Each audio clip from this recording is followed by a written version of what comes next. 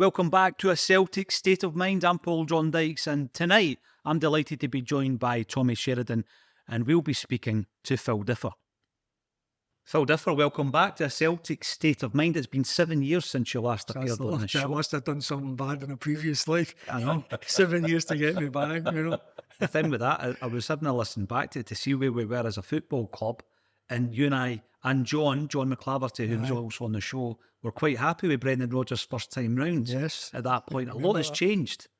And probably for the best. I mean, like, I'm on the record, I'm delighted Brendan's back, and I like what he's doing.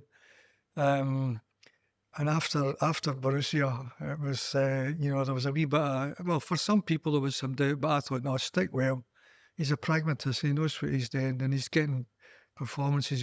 Tom and I were just talking about Nicholas Kuhn, somebody who came in and who you're kind of, we'll see how it goes, and the guy knows what he's doing.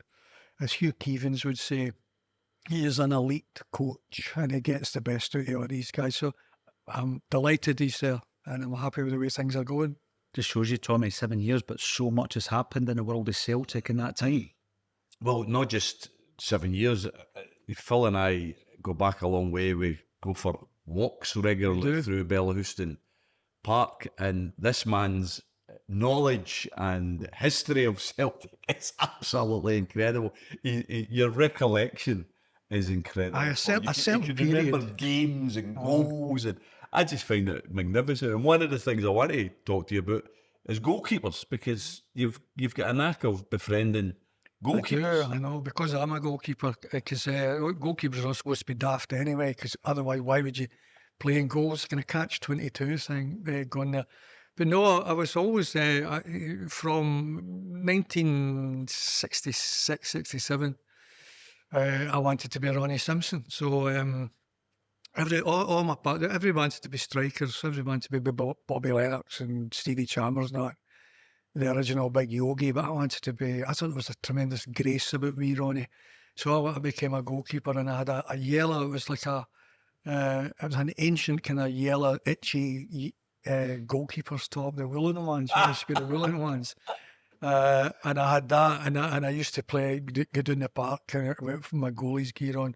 I always thought there was something heroic about a goalkeeper, kind of poetic, the last man, the last line of defence or something like that. And when I used to go to Celtic games when I was a lot younger, I was always watching the goalkeepers and kind of wanting the other team to hit us in the break so that the keeper could make a save so that I could emulate that at the football. But no, Ronnie, Ronnie's company a few times, and Evan Williams as well. And to be fair, Stefan Kloss and Andy Gorham. I just used to ask them loads of questions about goalkeeping. I just think there's a noble art to it. And make sure, Paul John, that we don't undermine Phil here, because he's still playing in goal. Still playing. He plays regularly. At the age of 45, I'm still playing regularly. I actually bought, just the other week there, Adidas have brought out all the different goalkeeper jerseys, and there's a black and red one. It's a belter, and I actually bought one, so I was wearing it just last week there. And I got a new set of gloves, with the finger save, you can still be staving your fingers and all that. And I was over in Hamburg, and I went to the St. Pauli shop. I don't know if you know, I've got a St. Pauli t-shirt. Are we all right with St. Pauli? On the naughty step? Are we on the naughty step? On the naughty step. I think there was a wee falling out. There was a bit. No, I think that was manufactured by the Scottish media, to be quite honest with you. I went there and I bought the St. Pauli third socks that are black with a purple sign. They're absolute crackers. They say St. Pauli in the front. All I can say is I went into the shop and was buying all the stuff. And I says to the guy behind the counter, I says, how you doing? Blah, blah, blah. I says, I'm a Celtic fan. And he said, then you are our friend. Oh, tremendous. And that was the phrase they used, and that's hair in the back of my neck. So they'll do for me. I had the Millentor Stadium and the shop there and all that, and they were great. There was no fallout. I know there's some young people were saying F St. Pauli, I heard being said at a game, and I thought, no, come on. You can be in disagreement, but by and large, we're still together. Last year, in fact, they played Dunfermline. Yes. And I was at the Dunfermline. Me and my boy went to the Dunfermline game, and we were in with Johnny Young was there. That's right. And we were in the St. Pauli, and because we were right at the big tifo that they were putting up. So I'm saying, my son, what do you do? You know, because they've got right go, and I'm just feeding it back. So we were on the telly. We saw the game on the telly. We were right feeding it back, and then all the flares were all going and all that kind of thing. And I knew you say flares, oh, it's terrible, it's absolutely disgraceful. See when you're in the middle of it, it's brilliant. You think you're like taking on Napoleon or something like Waterloo, you know, these things. So it was absolutely, it was brilliant. So so that was my son. It was that got me into St. Pauli and the whole thing about it and all that. So. See, when you look back to the games that maybe introduced you to going to the Celtic matches in the 60s, and you compare the vibe and the support of then to now, is the ultra movement one of the biggest things that's changed? I think it is. Although, see, that's kind of funny. See where the Green Brigade are, we were in the jungle just doing a bit for that. The kind of Rangers end of the jungle thing. And the jungle was pretty mental in the days as well, but it wasn't organised mental, it was just mental. It's a kind of like a sort of evolutionary mentalness. But you were also in there and there was like the beer getting drank, cans and folk stoning cans and piss running down, you know, if I can say that word, and everybody smoking. My earliest memory of going to Celtic games with my pals was coming home with a sore head because of the fug of the cigarette smoke, and you just hung under that canopy, that corrugated iron roof. So, you think it, we have a state it was in. But we didn't know any better, so we absolutely loved it, and you just went there, taking in the games. The other thing, that in European games in the midweek, the amount of cigarette smoke, it gave a kind of ethereal that went through the floodlights. You know, it was like a theatre. Yeah. You know, when you put in the stone on it, and these floodlights, and when Celtic would run out, the white, the green was so green and the white was so white. It was just like these, I don't know, gods, this is maybe too strong a word, but it just looked fabulous. It was like Jason and the Argonauts or something like that. You know, they always looked great. As you're talking for the one memory that's loads of memories, but one memory that comes to you probably at the game as well. 1980, I'm pretty sure it was, and it was Real Madrid coming to Parkhead, number 7 at the Jungles, where we used to, everybody for Paul, we all used to assemble at number 7 in the Jungle, and we couldn't believe this guy who, I think it was making his debut, it may have been not been making his debut, but it was the first time we'd ever seen him, Laurie Cunningham, for Real Madrid. Oh, Jesus, the things he was doing with the ball before, we were shitting ourselves. Was that the 2-0 game? This is the point. Who would have thought Laurie Cunningham, superstar, and yet the man of the evening that night was Alan Snedden. Alan Snedden. Because Alan Snedden has the shot that the goalkeeper saves, parries, George McCluskey puts in the rebound, and then Alan Snedden hits the cross wide right, and who leaps like a salmon? Johnny Doyle. The second goal. 2-0 against Real Madrid. Oh, absolutely brilliant. I know. The problem was a week later. I don't think That was such a regret. You know, when you were saying there that you would meet up at number 7 and everybody from your area, people have said to me before, Phil, because I'm travelling through from Fife, and if my old fella took me into the jungle, we just stood wherever. Was it territorial? Was there areas and tribes within the jungle? We always went to that same bit, and I wondered if I just followed, you know, like the Calcais boys, that was where they were. There was a couple of guys were in the stand, the older guys, who were probably younger than I am. They went to the stand. But we were always, John never ever thought of that. You know, maybe it was. We were always at the same bit. So, you know, that was our bit, and somebody else, I thought that was our bit sort of thing. But there was never any, I don't remember ever any, you know, agitation or anything like that about it. You know? I think, from my point of view, if you were ever lost, say, you know, because sometimes you go in, I mean, we were all getting lifted out and all that, you know, so, you know, the Kellys used to put down the crowd, and I know. There was at least 10 or 15,000 men was in the game. So sometimes you would get lost in the hustle and the bustle when there's a goal scored and everybody's moving. But knowing that if you made your way to number 7, you would see the Pollock boys, that was always a reassurance for you. So it wasn't as if it was territorial as such, it was more security. Yeah. See, when you're talking about the fan base and the ultra movement coming in, fairly modern times, I think, Phil, the ethos of the fans or the social conscious of the fans has always been there, but so is the humour, hasn't it? I mean, some of the things you used to hear at the games. I always remember, it was one of the I can't even remember the game it was, but it was these kind of moments where you realise that there was like two old guys, they're probably in their 30s or something, and they were watching the game, and somebody got the ball. I wish I could remember the game. Anyway, somebody ran with the ball and made a bad pass, and it didn't work out. Whatever it was, it happened. And the two guys were arguing with each other. And one guy says, "What I would have done," he says, "I would have ran down there, said I cut inside and I'd have put it through to so and so." He says, "Then I'd have ran on for the return." And his pal says, "No, what you would have done is you would have ran 3 steps, fell down, clutching your chest." And you'd have been carried off the park, and the guy kind of, you're probably right.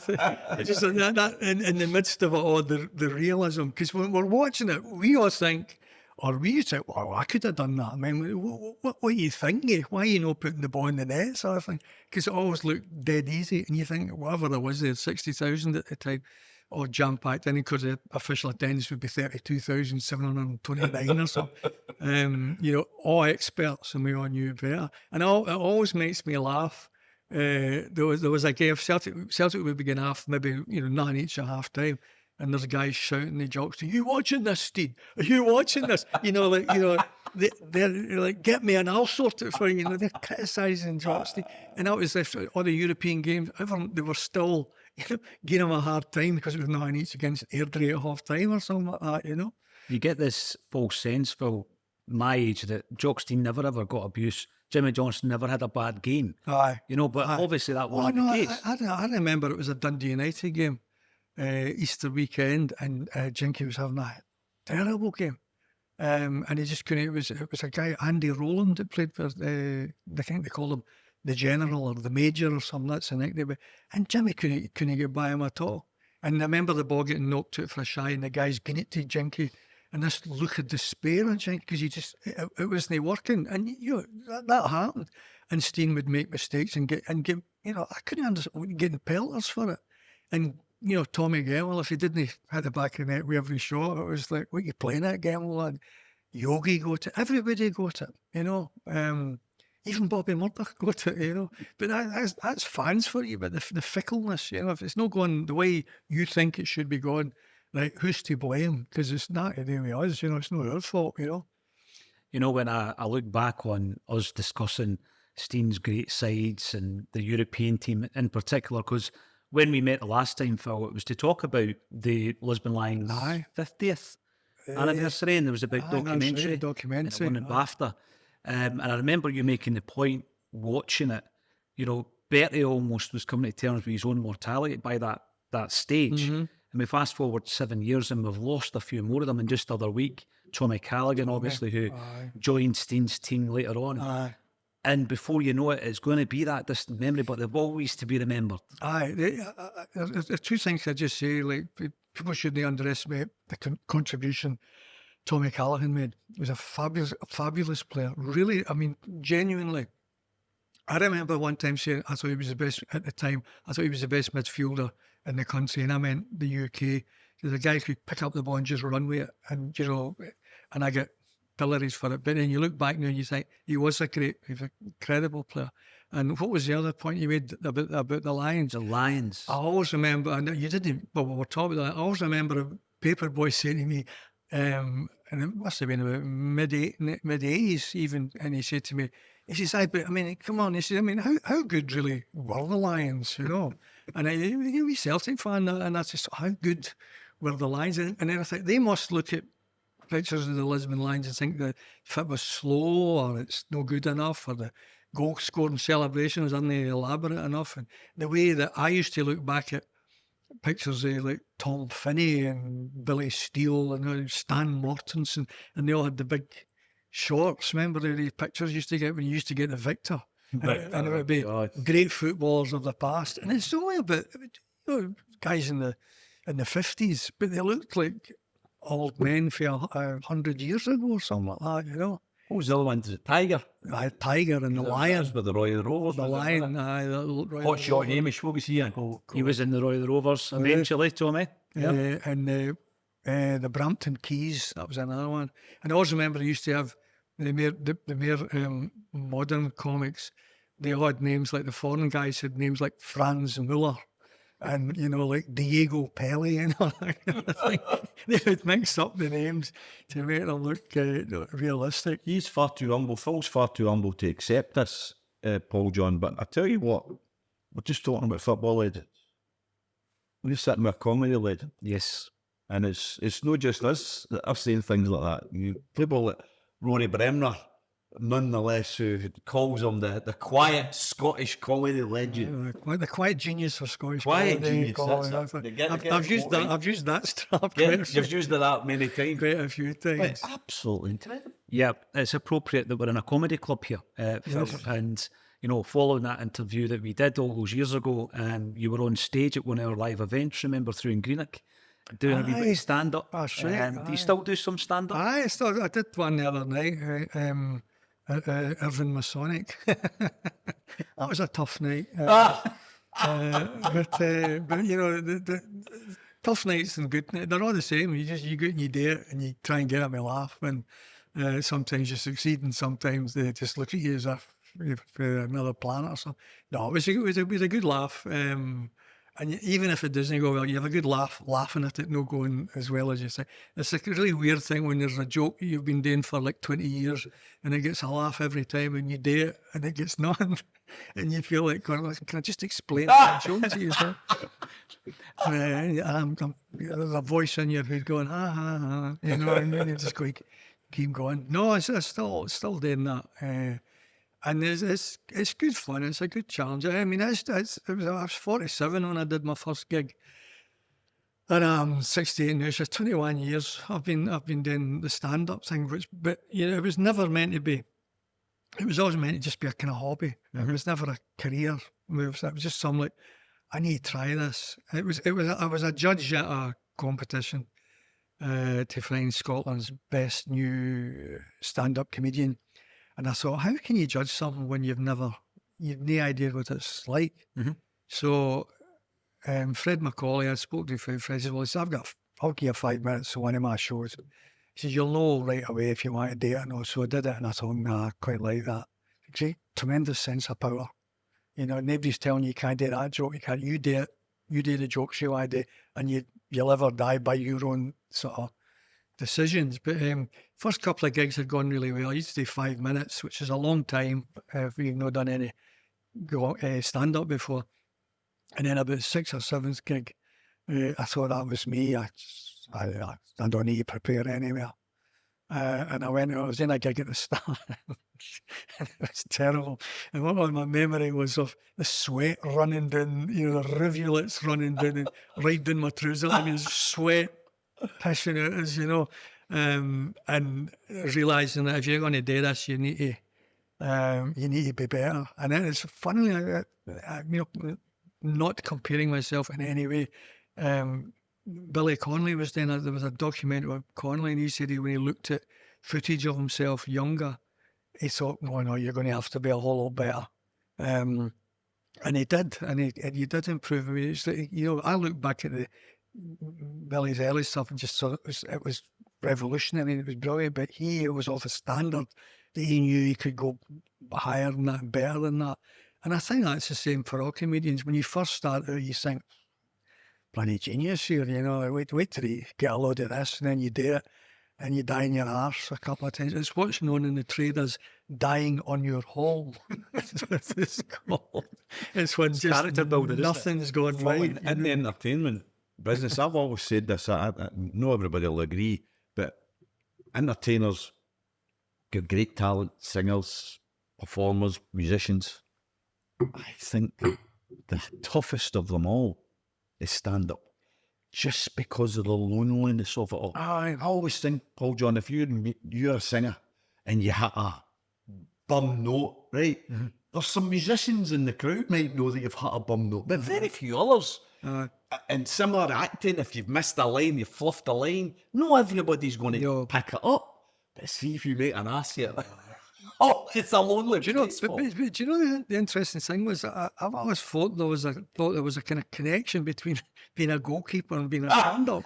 You know, because being a goalkeeper, you're a long time standing. Well, you know, you could be a long time, nothing happening, and you're just thinking about your tea and what I'm going to have for my dinner. And then next thing you know, keeper, you run it. And you know, going back to Celtic, I remember saying to Evan Williams, you know, how did you concentrate? And Evan says, well, if the ball went left, he would walk with the ball went. Right. And that's what I do, to concentrate on the, because you're not concentrating the game, you're not going to play well. You're on your heels, or as I say, you're dreaming about your dinner and all that, and somebody shouts and short pass by him. So all these tips that I'd picked up, and stand up I always thought was quite similar, because you're on your own basically, you know, and if you do arse it up, there's nobody to blame but yourself, kind of thing. But it's that challenge, that's why we all do it, you know. We're all kind of the same kind of madness that makes you be a goalkeeper, I think makes you be a stand-up, you know. We were speaking to David Heyman about being on stage, Phil, and the Scottish audience. Are they a different breed? Do you think they're a different breed? It's mainly Scottish audience I've played. I've played a couple of gigs in England and a gig in Ireland, not Belfast. Did a couple of gigs in Belfast, and I don't know, the Celtic thing in Vegas. They're from all over, but they all still speak Glasgow Scottish accents. That's the audience I know best, I think. And if you were playing to another audience, you do have to adjust, I think, slightly. I think Scottish audiences, there's my father always used to say the English will laugh at anything. Well, they didn't laugh at me. They did at times. I did it. And I found myself like speaking this kind of cod accent. I was like, oh, the other place. But if you get, you know, it was goodwill, they kind of like came around to my way of thinking. But there's a thing I think in Scotland, also, you see a sign on outside a theatre and it says hilarious comedian or something like that. The audience turn up going, all right, you know, prove it. And an English thing is, being racist, but there's the other word, the rest of the world, it's like, so hilarious comedian. Oh, he's a hilarious comedian, let's go and have a laugh at him. Whereas here you go to prove that I live up to the billing. Yeah. And I think, to be fair, Willie McIlvany said something similar. He said, it's like, oh, you'll say you're hilarious. Okay, prove it. You know, I think, and that's what we're at today, you know. When you walk out there, and you think this is it, engaging, and you fling your first punch or your first kick of the ball.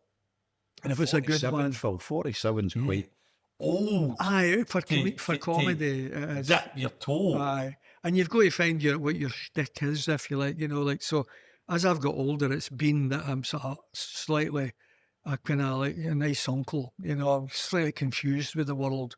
There's no point getting out and doing what all the youngsters are doing now, because I don't know what they're talking about. What, by the time you've reached 47, you're very accomplished in comedy. Well, I was remember things that you've wrote and the things you've been involved, you produced. I do remember saying to Fred Macaulay, I'm thinking of trying stand up.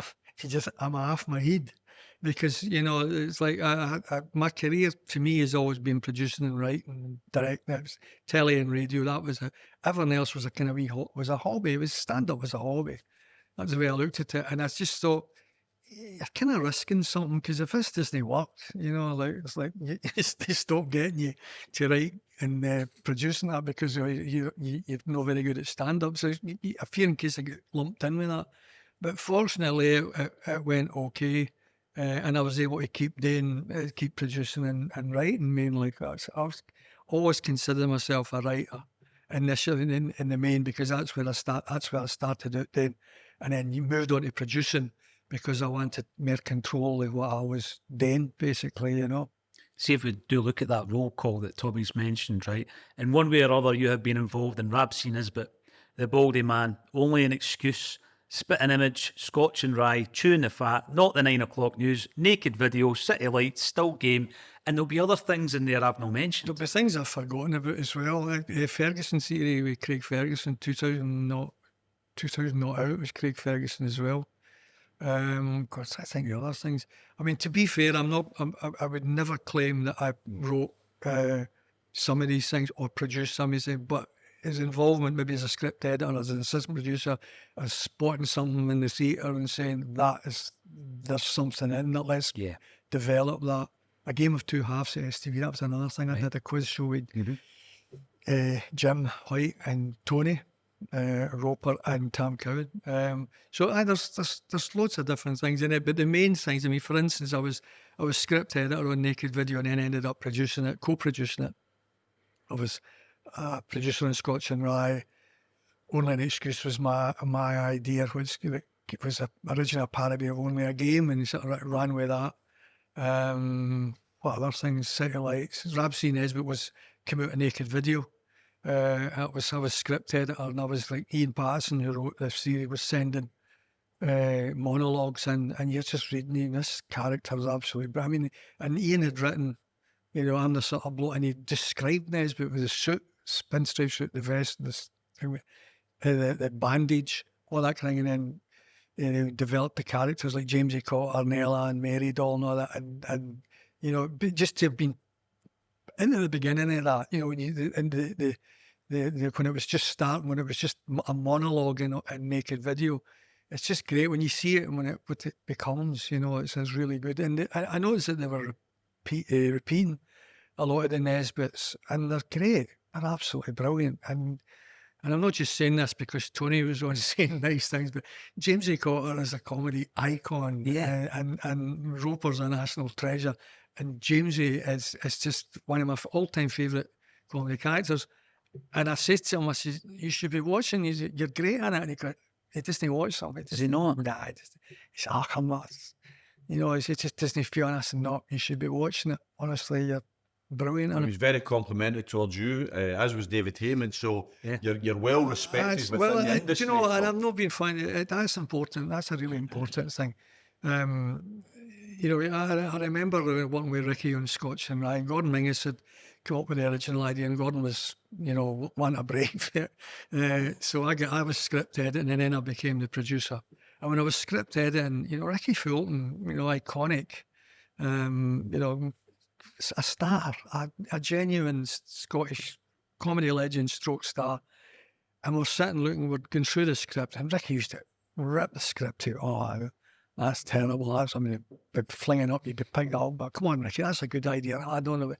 And after 2 or 3 days in, and he's starting to trust me a wee bit more. And I just remember him putting his arm around me. Well, this guy goes, and he gives a polish and says, what do you think, Phil? And I goes, what? He goes, what do you think? And I'm thinking, he's asking me, what do I think? Yeah. And I was like, you can't start going, you've got to, if he's asked, you've got to respond. So I said, well, I think that works. And he said, but can you see me getting a laugh? And I mean, to analyse it, and then you're learning. I mean, I've been lucky in my career that I've worked with great people, and they bring out the best in you. But there's people who have taught me without ever sitting down and going, right, I'm going to teach you something. And Ricky was one of the guys who taught me an awful lot, as was Colin Gilbert, and as was Tony, as I just mentioned. Not in a way that they sat down and go, this is how you do it now. You repeat after me. Just the way they kind of help you, nurture and give a wee nudge every now and again. So I've been very fortunate. And the people, as I say, the people you want with Smithy and Fisher and all these guys, Johnny Watson and all these guys, you're going to up your game. You want to write better because they are so good at what they do, and they're going to take it and they're going to raise it up, Do you ever follow, this is maybe a horrible question, but you obviously spend time writing stuff and you think it's funny because you wrote it, right? Do you ever feel angry if some of the performers that you've talked about don't agree with you? Never angry, Tommy, never. If they say I don't think this work, I've got to respect that they don't think they can sell it, and we can have a discussion. Quite often I'll say, you know what, you're absolutely right. You've got to be open to that. You can't say, no, that works. And if you don't like it, you're wrong, or, fall out of that. Similarly, I think if I give them something I think is funny, they will say, well, what did you think that would work? And we sort of batted back and forth. I said, well, what if I do this? And I said, well, what if you take that line out and then you get to the joke? And there's all the compromises in horse trading and things like that. But I've never be like angry. You know, like I've always thought you've got to be open to it because they know a lot as well. I mean, it's the early days we didn't know what we were doing, to be quite honest. I mean, that was the joy of the original Online Excuse, the one that became the tape. Johnny's on board, Tony's on board. I was writing the bulk of it. Ian Patterson contributed, Bob Black, who wrote Second Light, contributed, and a guy called Neil Clark, who's a brilliant script editor. Neil's a writer, written for loads of things. He contributed as well. And it was a half-hour programme, and we recorded something like 3.5 hours worth of material. And it was just like constantly come up, what we did, and we had a whole day in the studio. It was a Sunday, 1986, June 86. And we were in there, and we recorded, and then you'd got to try and whittle it down into half an hour. Of course, the plus side. That cause arguments because I would I always think, well, why are you cutting you? Cut that one out. Why me? There is a bit of that, you know. I mean, you know, but it doesn't linger. You know, it's just if somebody's not happy with something, or you know, actors will never say, "How come you get this?" They always disguise it and say, I think I could have done that one. You know, they always, and the actors will tell you that. You know, there's a game that has to be played. But the great thing about that was like Johnny and Tony it was a two-hander, and they worked really brilliantly together. And when we came to make the BBC record, said we want to put out the tape. So they went 3.5 hours worth of material. So we still somewhere there's 2 hours of material because the tape was only 45 minutes each. So there's another hour and a half somewhere. God knows where it is. And it's probably rotten. It would be edited out for a reason. It wasn't as good as the other stuff. But that got into charts and all that. It was number 14 in the album charts. And I also remember getting into, I'll tell us, I went into Listen in Renfield Street. And cassettes was the thing at that time. And it was and it was Only an Excuse. And then it was Ozzy Osbourne. You know, we kind of made it. But you know, that was... I mean, with the early days, the Only Excuse when it was about film, because we had a lot of freedom then. And then when we went on to telly, we still had freedom initially. And then, you know, you find that there's merely of an involvement for the BBC. They want, if we're commissioning this, they want, you know, we're the influence, I think, we don't like this, don't like it. And that's when it became very difficult because you're compromising all the time. And, you know, we would have a read through. Latterly, after Tony had left and Alistair McGowan came in, Alistair left. Greg Hemphill was in it, Lewis MacLeod, I think. Anybody else? I've left somebody out, I apologise. The BBC's involvement in it became more and more, and again we were compromising. What do you mean? But for you mean they were wanting you to go a certain direction? Aye, you weren't able to be as, I don't know if cruel's the word, outrageous, and the targets that we were targeting. One of the things that happened was like there ceased to be great characters. You know, with guys like Macca and things like that, they were brilliant, and then there's this generation of like automaton football players, you know, like who trained and didn't go to nightclubs and things like that. I mean, like, what are we going to do? Become professional. And then eventually we kind of like started to bring in a wee bit of politics and things like that. And it wasn't the same. You do what you do at the time to try and keep the thing going because it was, you know, we didn't want to just say, oh, that's it. But we did reach a point where, you know, 35 years later, who said, I just can't do this anymore. Surely people, if they're being honest, Phil, I mean, there was a couple of sketches when I get the piss taken at me because I was in the Scottish Parliament. I felt it was what arrived. Aye, it was an honour to get the piss taken at me, you guys, because if you're taking the piss out of me, it's because I've made an impact. Your profile's there and you've made an impact. I just feel that some of them, they were ordinary narcissists. I know, there was and all that. It was so precious. To be fair, it was mainly the BBC. They were anticipating mean, again, examples, 2 examples. Johnny used to do Kathy Jefferson on Watson's Wind Up. And he used to do, I'm going to Dykens for a new picture. And she played her like a wee kind of womany thing. And Cassie, who I met a couple of times, she wasn't sure how to react. And Bob Wiley said to her, for God's sake, Cathy, it means you've arrived. And, then she kind of embraced it, sort of thing. And another example was Alex Salmond. It was at the BBC, doing something at the BBC, and he walked in and the first thing he did was he knocked her a glass of water. I'm not the script and all that. And everybody's all mad, and Alex as well. No doubt that'll be in Watson's Wind Up. And it was. That great for you it guys. Was. Going, what a recognition that is. I mean, Alex loved it. I mean, he got what that meant to be lampooned. So we were trying to be satirical. And then the BBC, I don't know, I can't go on to the BBC, but they start chicken do it a bit, and they don't do satire. We would get, if somebody arsed up some, guaranteed we were going to do it. We were going to get them. And then there was something happened once, and we'd written a sketch about this person who had done something stupid, a politician.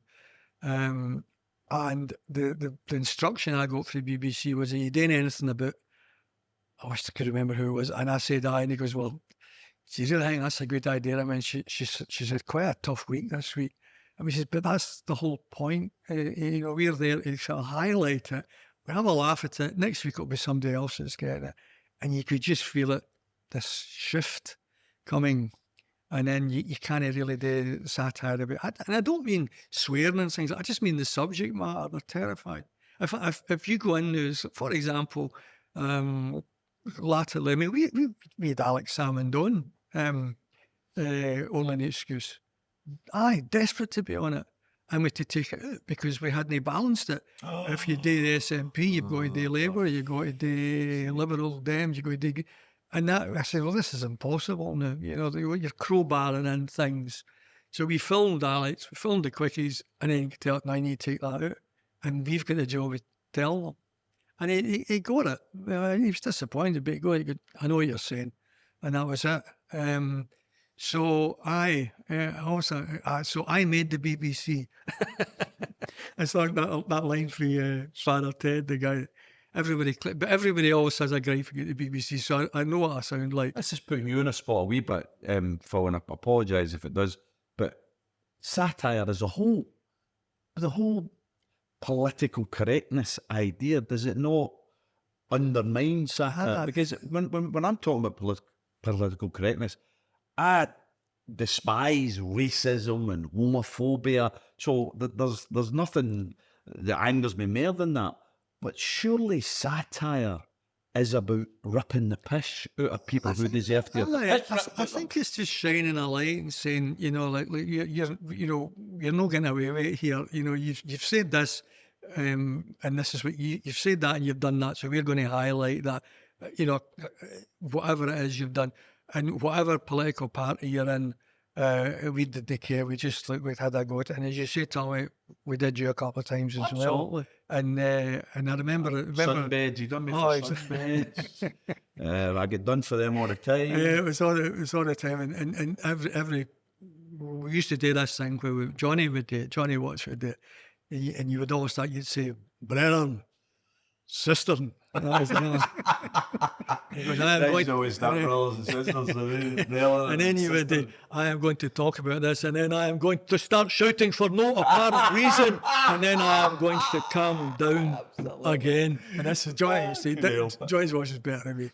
And Tommy, to be fair, used to come. You used the GFT for quite a lot. That's it. So we'd be doing this, and Tommy would be up the back watching us. So I'd go, Tommy's in. So Tommy will be fine. No, it's.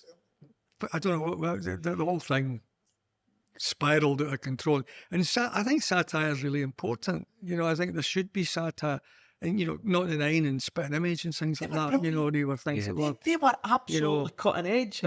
I remember making a comment during the Thatcher years that Rory Bremner was the best opposition politician Aye. that existed, Aye. because he used to have a wonderful sketch about the two guys. You remember this one, Phil, about the two guys sitting in the pub, and one guy says to the other, "What are you so sad for?" He says, "Oh, I got my motor stole last night." "Oh, that's terrible. It's even worse. The guy chapped my door this morning. He's offered to sell it back to me." And he says, "Oh no, that's theft." He says, "No, that's privatisation." That's right. Aye. And I thought, brilliant. But the Labour wasn't doing that type No, of stuff. no. So satire was essential. It's very important. I mean, it's also had a value. Like, it made people kind of understand what was happening a wee bit more. And I mean, you know, I'm not. I mean, like we were the only guys telling. So all we were doing was shining a torch on, in the nooks and crannies of the politicians at that time, and just like let everybody have a laugh at them. And at its core, comedy is about having a laugh at things. That's where, you know, and if you made a wee point along the way, that was a bonus, but it really was about, let's have a laugh here. And for a while we were able to do that, but it's changed beyond recognition now, I think, anyway. Yeah. You think there's a space, Phil, to this day for Scottish football to have something similar to Only an Excuse? Because I still see characters, I still see people that could be parodied, and there's always that Scottish humour. Do you still think there's a space for that? I think so. I mean, to some extent, well, you know, I don't know if it's expensive. That's the other thing the BBC is like, you know, getting guys in makeup and wardrobe and all that kind of things are quite expensive. If you listen to, you know, there's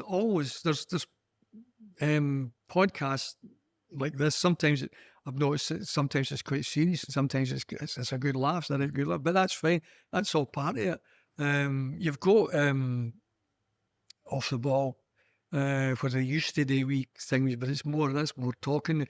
You see, it's also, if you're just talking, you're not doing sketches, so you kind of get away with it a wee bit more. You can say things as long as you're not highlighting and somebody's coming in and doing the voices and all that sort of thing. For some reason, you seem to get away with it a wee bit more.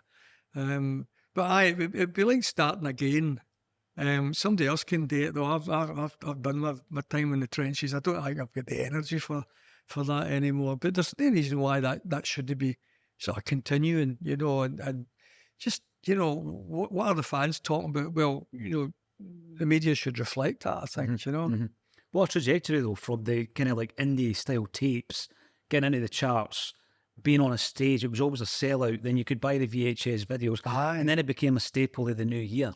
So even though it ended, what a journey. No, it was, and I'm immensely proud of it because, you know, before Only an Excuse, there was nothing like that. And, you know, like there's always been sketch shows, and we'd do our own spin on a sketch show or sitcom or whatever, you know. But for Only an Excuse, there was Hee Haw. And, you know, like I had always thought that there was a lot of humour in football, because, you know, you were hearing all the time. You were at the games and you were hearing it when people. I always described it to us that football was Scotland showbiz.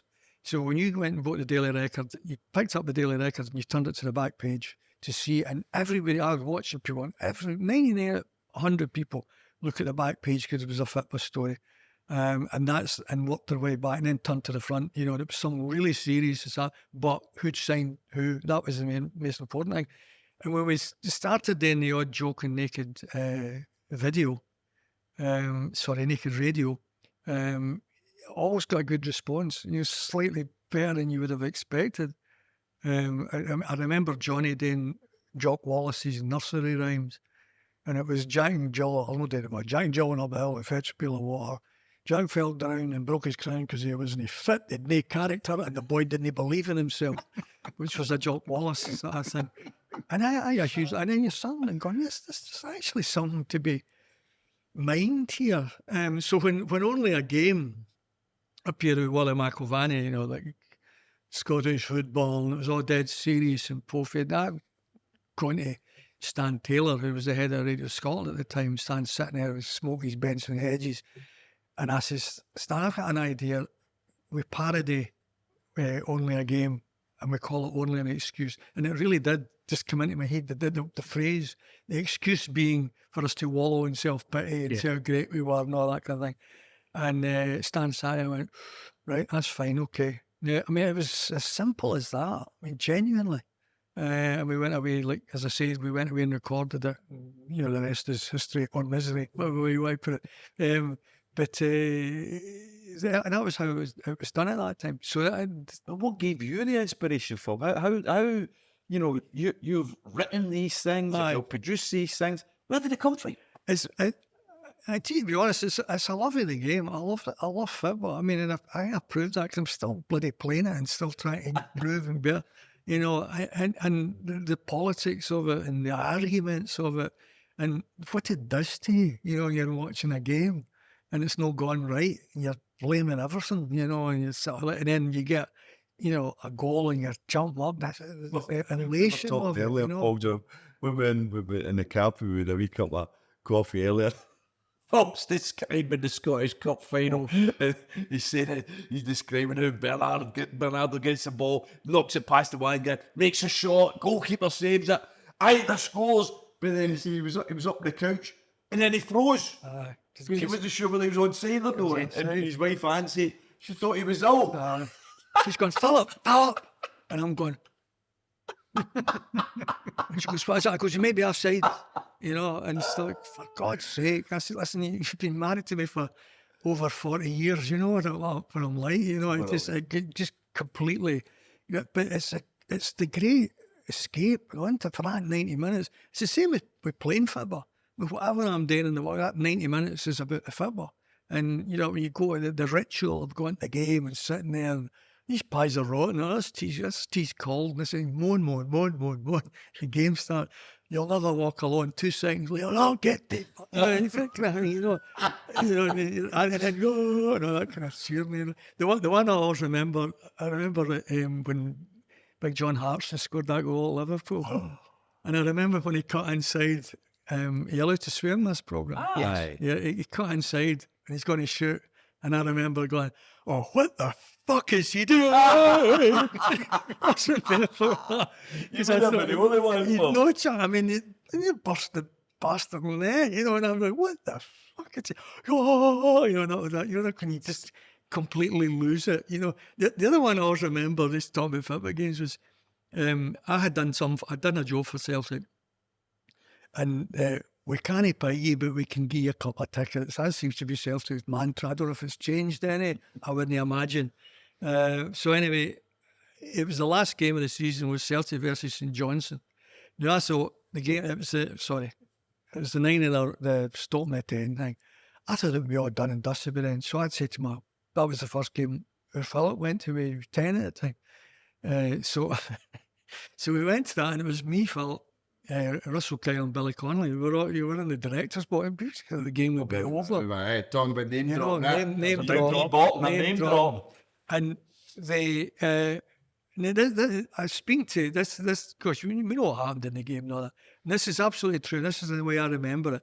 Was I said to Jonathan Gould, we were doing a Tam Cowan show, and Jonathan Gould and I were on, another goalkeeper who gave me tips and things like that. I coached him and he coached me. And I says to him, I says, see that first 20 minutes before Henrik scored? I says, that's the longest 20 minutes I can ever remember. And he said, no, it was 2 minutes. And I said, no, it was 20 minutes. I swear to you, I thought that was 20 minutes. It's I've never experienced anything like that. You know, like, if we had anyone that it didn't bear thinking about. I mean, I was like, how am I going to get home? How am I going to drive if we don't do this? And then, of course, if you remember, George O'Boyle hit the bar. Oh my God! And then we scored the goal. Harold Bratback scored the goal. And again, when they broke down the wing, everyone went in slow motion. And it was like the ball, and you could see Bratback run. I'm swearing in my head, everyone's in slow motion. And then it comes out, and you're getting up, and then the ball hits the back of the net, and everyone's melting. And I remember, you know, my heat getting up, and I was watching a pair of specs going flying, and then another pair of specs, and there's all these men's specs looking all over the place. And there was a guy, called Norman Drummond, he was a Reverend Norman Drummond. He was a Church of Scotland minister. I think he was a moderator. I think he'd be the very Reverend. And he's in front of me. He was on the board of the BBC. I didn't know he was a Celtic fan. And he's going mental. And I'm going, and he's like, and there's a big Johnstone guy. I was on his back going, and I turned and looked, and there felt was hugging Billy Connolly. And I go, what a memory. It was that whole thing. I suppose the point is that the release of it all, and it's the catharsis of all that sort of thing. It was glorious. And then I remember looking down and seeing Jim White had been sent out onto the park to get interviews because everybody's nipping him and tripping him up and all that, and Jim's falling all over the place. And fair play him, he did it. That was a job, he had to do it, But I don't know, how did we go into that? See, talking though about like the golden era of Celtic in Europe and where we are now, Phil, like the dominant force for a whole generation now in Scottish football. You've also spoken about what I would maybe class as a golden era in Scottish telly when it comes to comedy. You've mentioned Billy Connolly. So you're looking at the golden era of stand-up. Where are we now then, do you think? Football, telly, comedy? That's a weird one. That it's like, it's maybe 20 years from now, folk will look back at this point and say, oh, golden era that. We didn't realise it. When I was at the BBC, then in the 80s, going into the early 90s, the drama department had Bill Bryden in the drama department. They were churning out, Tutti Frutti and stuff like that. And they were producing great things. Yeah.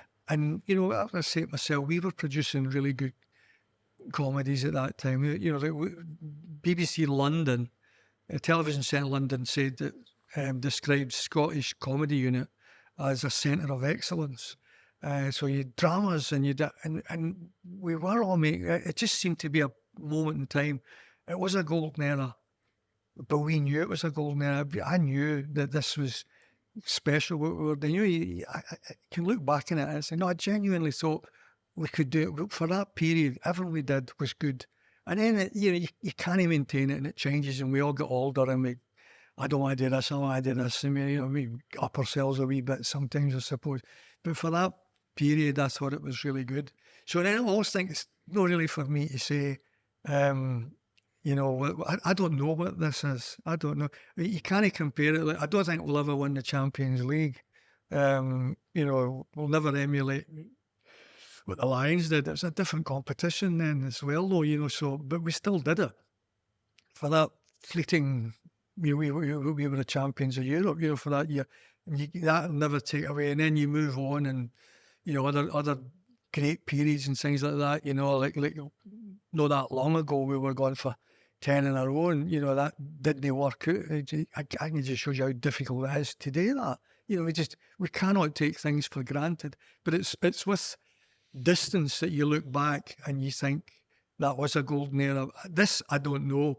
I think it's a guy in the early 70s, the right guy to ask that, It's an interesting point you've just made there. Two things I pick up. For one is this new competition that we were all embracing. It actually could be a kiss of death because there's no dropping. No, I know. Europa League. I know. So in actual fact, believe it or not, we might have ended forever our time of winning a European Cup. If you make the champs, 2003, we got to UEFA Cup final.